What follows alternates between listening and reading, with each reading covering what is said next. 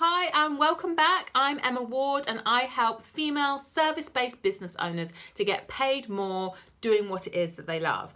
Now this week I'm talking all about ideal clients, defining your ideal client or your dream client as such. Now yesterday I did a podcast all about what an ideal client is and why it's so important that you define yours. And I also did a blog post all about the 9 different things that are so much easier when we know who our ideal clients actually are. Now, I'm not going to go over that same ground, but I am going to remind you of this. Your dream client, your ideal client is somebody who loves what it is that you have to offer and you love working with them. It's somebody who will happily tell their friends and their family about you, and they value your offer. They will happily pay your fees. Now, you will know that your industry is probably flooded with other people doing the same sort of services. So because of that, you are going to have to niche down and get really clear on why you are different and who you specifically target. Now, I know that sounds like the most scary thing to do. I've been there myself. I was thinking, well, if I was marketing to lots of different people and not getting lots of different people, if I just hone it right down and make it much smaller, am I going to end up with almost nobody? No, you don't. Now, I'll give you an example for this. One of my coaches used to liken this to cancer, which sounds quite morbid, but just bear with me. So she said, if you had cancer, say you had throat cancer, you don't want to just go and see any doctor that works with any cancer. You want a specialist. You don't want to have a specialist in bowel cancer if you have throat cancer. You want someone who's had results working with people and helping them to get rid of throat cancer. And that's the same thing with you and your clients. When you are actively talking about the type of person that you work with and that you are their solution, they realize that they want to come to you. They need to come to you. You stop being that general doctor as such and you become that specialist. And it's the same thing whether you're a coach or a personal stylist or a photographer or a nail technician or a massage therapist or whatever it is that you do. Because your industry is flooded with other people doing the same thing, when you actually niche down, you become known as that specialist. Plus, if you do this right, it means that you are actually working with people that light you up, doing the things that you really want to do, rather than just offering any service because you think you should be. And when you know who your target market is, it means that you actually make more money by targeting those specific people because she is going to have other similar people around her. That's just the way it goes. You'll be able to raise your prices because you are specifically targeting and making yourself an expert in that area. She's going to see you as an expert and you will be able to charge the prices that you want to. So I want to give you an example of this. So Volvo actually have a very clear ideal client in mind. So Volvo's ideal client, Volvo the car manufacturers, they have someone, their ideal client is called Sally. She's in her mid-30s. She's a mother of 2, a girl and a boy, age 8 and 10. She's very environmentally conscious, and they go in deeper and deeper into understanding her. And the reason for that is every time they decide to put an advert out or make a modification on their car, they think, how would she react to this?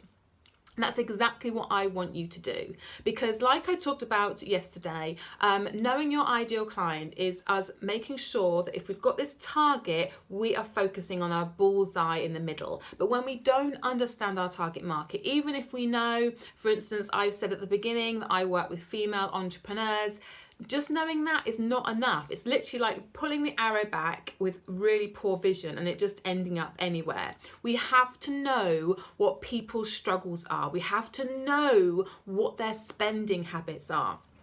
So I've got a list of a few things that I want you to think about when you're thinking about defining your ideal client. It's so important and not enough people do this. And if you do this, it will make sure that you stand out. It will make sure that when you're branding yourself, marketing yourself, you're going to end up with people landing on your website, nodding along to the things that you're saying, thinking, she's talking to me. This is exactly who I am. And that is what happens when you market yourself specifically to one type of person.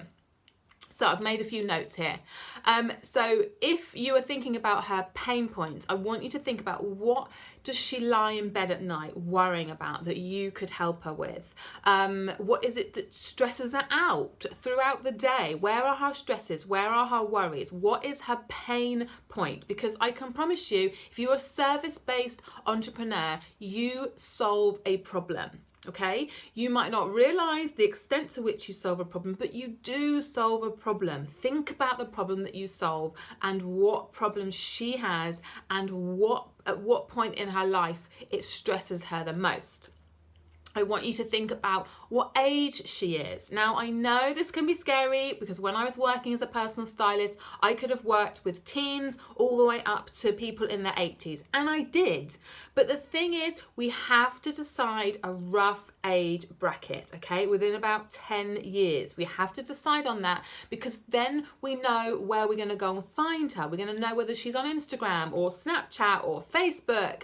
We're going to know what type of images she's going to respond to. It's so important. Even if you are thinking, I'm a life coach, I could help people in different areas of their lives, choose the one area that excites you the most and be known as that. Like I said yesterday, you will still attract other people that are similar or even completely different, but at least you know that when you're writing your copy for your newsletters and you're posting on social media, you know who you're talking to. Really, really important. And then you can choose to say yes or no if other people who don't fit into that age bracket come and work with you or want to work with you, which they probably will.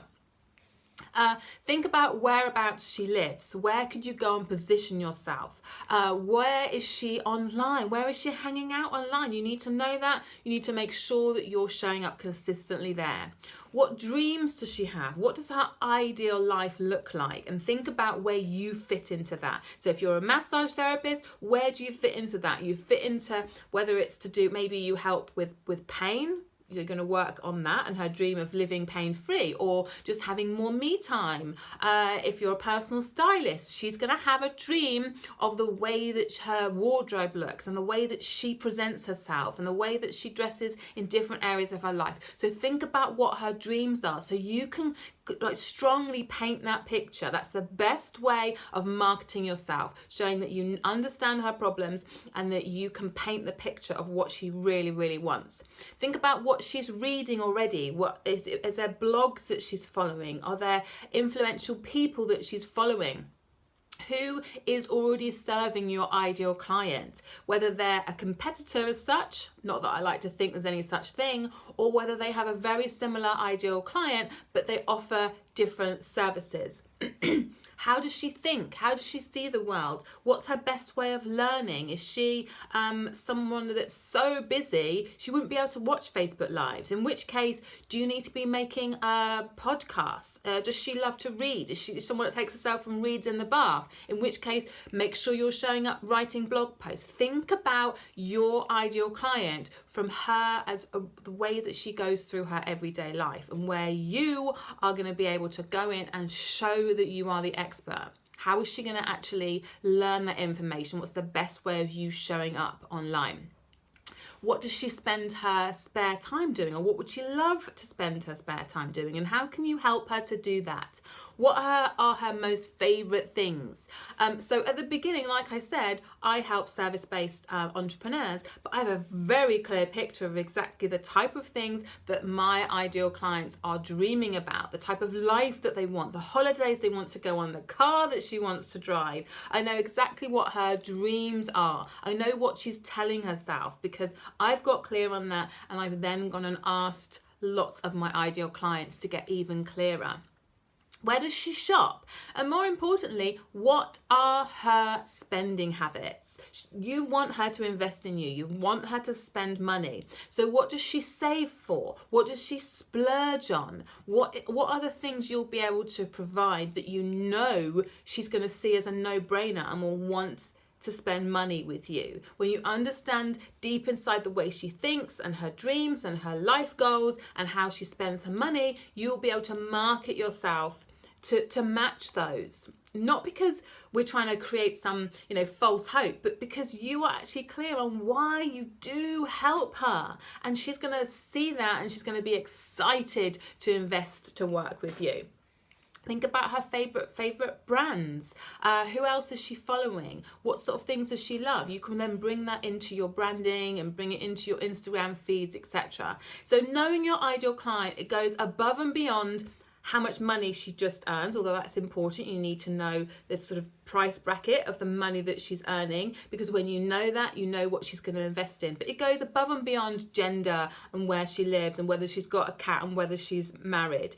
It goes deeper. It goes into understanding the fears that she has, the dreams that she has, the way that she lives her life. You need to know her more than she knows herself, even better than she knows herself. So she becomes your new best friend as such. And then when you are writing your newsletters and your blog posts, you can think about this one specific person. Give her a name, decide how old she is. Has she got any children? Does that make any difference? For some of you, yes, it will, because if she has got children and you've got children, then she's going to love the fact that you're sharing the fact that you are a mother and how that relates to what it is that you're offering, whether it's you as an entrepreneur or whether it's just you in your everyday life, because she's going to feel that connection. It's going to build the know, like, and trust factor.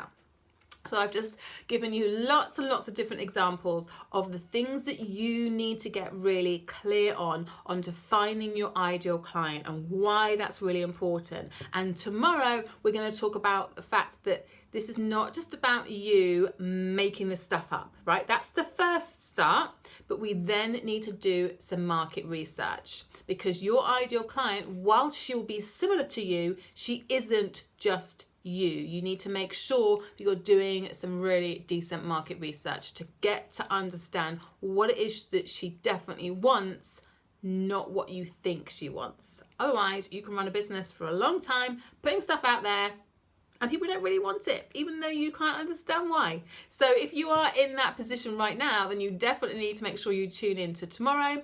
If this whole area just stresses you out and you're panicking, then just know that I actually provide a program specifically for that, just a very specific short program. You get a workbook to fill in, a really in-depth workbook. A lot of people have told me that's actually worth that price alone to help you get clear on your ideal client. And then I can then see what you understand about that person and what might be missing. And then we have a 2-hour call to really dig deep and understand how your ideal client feels. And then I'm then going to share with you templates of questions that you can ask and go out and survey ideal clients so you really start to understand them. So I hope you found this helpful. If you have, please share it with other people that you know are going to benefit. Have a look around on my blog for any other information that might help you with your ideal client, and I will catch you tomorrow. Lots of love. Bye now.